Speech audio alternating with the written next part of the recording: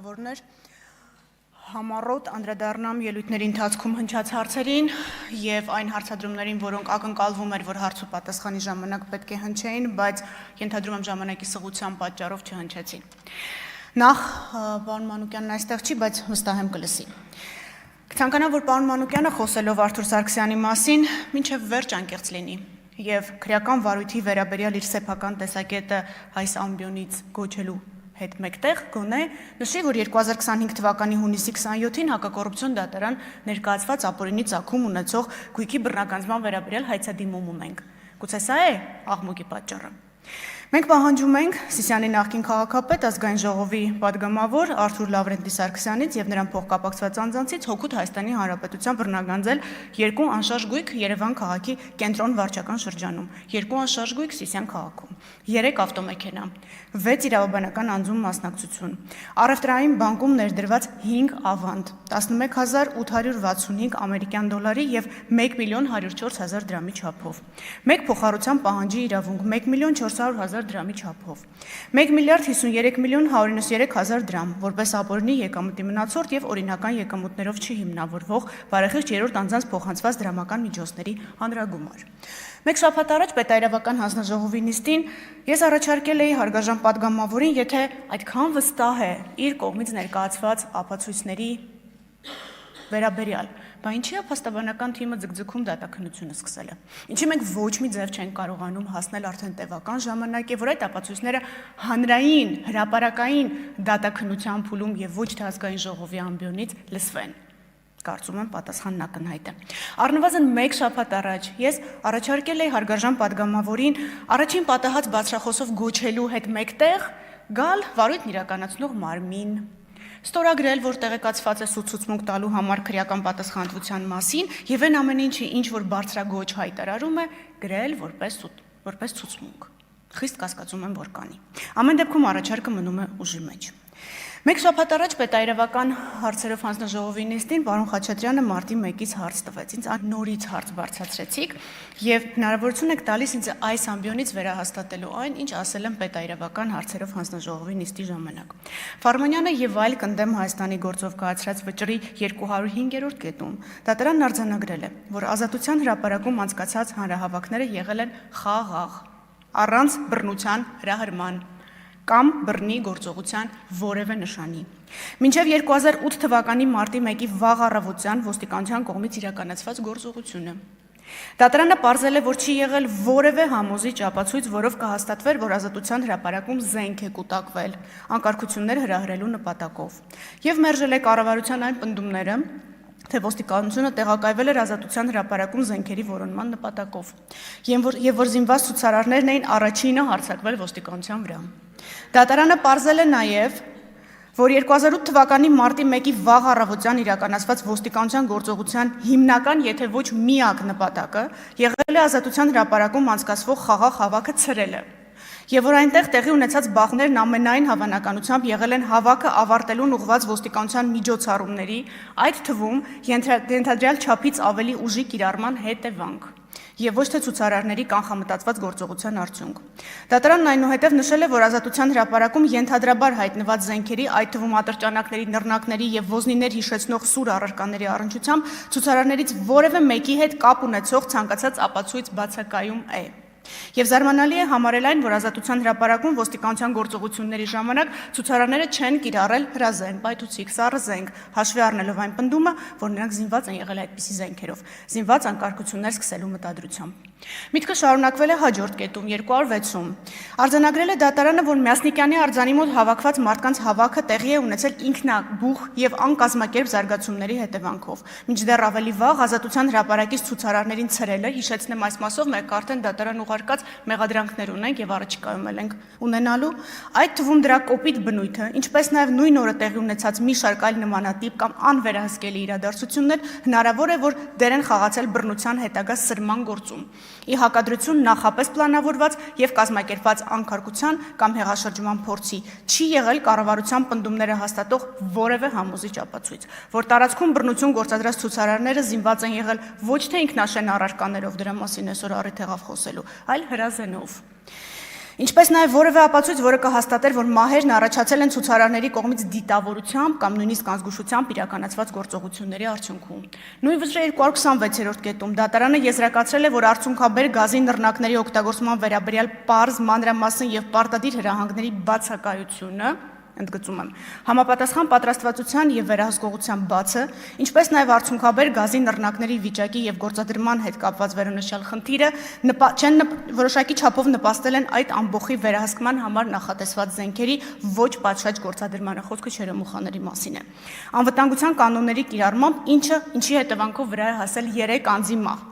Նույն վճռի 227-րդ կետում դատարանը կասկածից վեր է համարել, որ հրազենի միջոցով պատճառված մյուս 5 անձանց մահերը վերագրելի են պետությանը։ Եվրոպական դատարանը միայն մարտի 1-ի գործով մի շարք վճիռներ ունի։ Ֆարմանյանը եւ այլ վերջին վճիռներ, մինչ այդ Մուշեղ Սաղաթելյանն ընդդեմ Հայաստանի, Մյասնիկ Մալխասյանն ընդդեմ Հայաստանի, Դարեսկիս ՊՍՊ-ն ընդդեմ Հայաստանի, Վիրաբյանն ընդդեմ Հայաստանի։ Այս գործերով կայացված վճիռներով դատարանը ձևավորել է կայուն դիրքորոշում այն մասին, որ այս հանցագործությունները կապված են պաշտոնատար անձանց կողմից բռնությամբ զուգորդված լիազորությունների անցման հետ,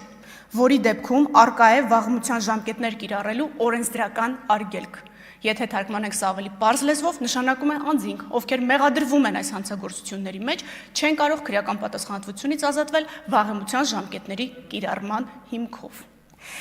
Պարոն Քոչարյան, մարտի 1-ի մասին խոսեցիք եւ նշեցիք, որ ստվերում են մնացել բանակային կորպուսների դրվագները, ստվերում չեն։ Բանակային կորպուսների հետ կապված քննությունը այս պահին բավական ակտիվ դերակատարում ունի։ Այո, եւ պաշտպանության բանակն էլ, եթե գիտեք, բանակային կորպուսներից մեկն էր եւ այդ կարգավիճակն ուներ։ Հոկտեմբերի 27-ին անդրադարձ կա եւ ձեր կողմից նշված անձինք հարցաքննվել են այս տարվա ընթացքում, լրացուցիչ հարցաքննությունների անհրաժեշտության դեպքում այդ մարդիկ էլի կհրավիրվեն։ Դուք անդրադարձաք խորխորունու գործի սպանությանը, նշեցիք, որ Բորիս Նազարյանը չի հիշում մանրամասները, շատ տարօրինակ է։ Բայց ես կվերահաստատեմ, որ մենք ըստ էության նոր բան չենք արել վարույթով։ Մենք դատարան ենք ուղարկել, հիմք ընդունելով այն ապացույցները, որոնք կային վարույթում, եւ ճիշտ է, երրորդ երկիր ուղարկել ենք հանձնման մասին միջնորդություն եւ օպերատիվ մարմին տվել ենք հանձնարարություն։ Բայց մեր աչքից չի վրիպել իրավապահ համակարգի հանգործությունը եւ այս առումով ունենք նախաձեռնված քրեական վարույթ, եթե որևէ մեկը ցանկություն ունի այդ մասին մեզ լրացուցիչ տվյալներ հայտնել, համեցեք։ Ես առիթը կօգտագործեմ եւ ժամանակ էլ ունեմ անդրադառնալու մի շարք քաղաքական ելույթների իրավական կողմին։ Մենք պատճառահետևանքային կապերի մասին խոսեցինք, կոռելյացիաների, սիլոգիզմների, ինչ փիլիսոփական կատեգորիա ասես այս հաղորդման քննարկման ընթացքում բարձրացրեցինք, բայց իմ կարծիքով բոլոր ելույթների հիմքում ապօրինի ծագում ունեցող գույքի բռնագանձման հայցերով մեր կողմից այդ անձանց պատճառած անհանգստություններն են։ Ես ձեր ժամանակը կչարաշահեմ եւ կթվարկեմ, թե ինչ հայցեր ունենք այս պահին դատարանում եւ իմ կարծիքով այս բոլոր թիրախավորումները ինձ անձամբ եւ դատախազության համակարգին ինչ իրական պատճառներ ունեն։ Նախկին նախագահ Ռոբերտ Քոչարյանից եւ նրան փոխկապակցված 6 անձանցից զավակշարժ գույք, որից 18-ի միջին շուկայական արժեքների հանրագումարը 11 միլիարդ 154 միլիոն 790 հազար դրամ է։ Անշարժ գույքերից 19-ը գտնվում են կենտրոն վարչական շրջանում, 8-ը Պարոնյան փողոցում, 4 բնակարան Հյուսիսային պողոտայում, 2-ը Աբովյան փողոցում, 2-ը Վազգեն Սարգսյան փողոցում, բնակարաններից 2-ը Տերյան փողոցում, իսկ մեկը Մանուկ Աբեղյանի։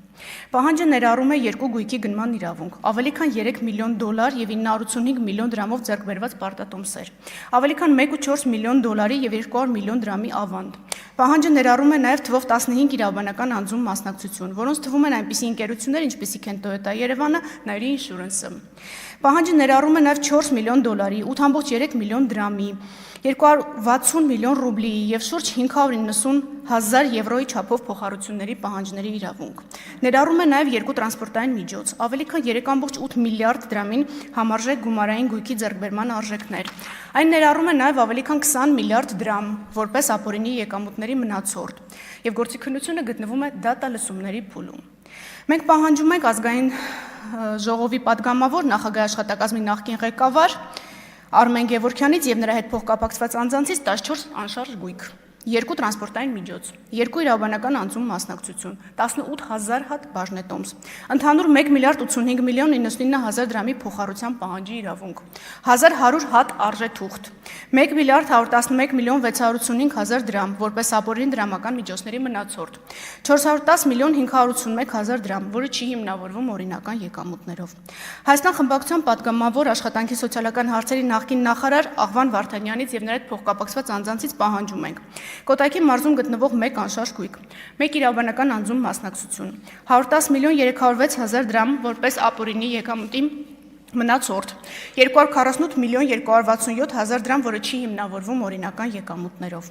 Իշխան Սաղաթելյանից պահանջում ենք 5 անշարժ գույք, 5 տրանսպորտային միջոց, 3 իրավաբանական անձում մասնակցություն, 264 միլիոն 516 հազար դրամ, որպես ապօրինի դրամական միջոցների մնացորդ, 2 միլիոն 914 հազար դրամ, որը չի հիմնավորվում նրա օրինական եկամուտներով։ Թվարկումը կարելի է շարունակել, բայց ինչն է հետաքրքիր հարգելի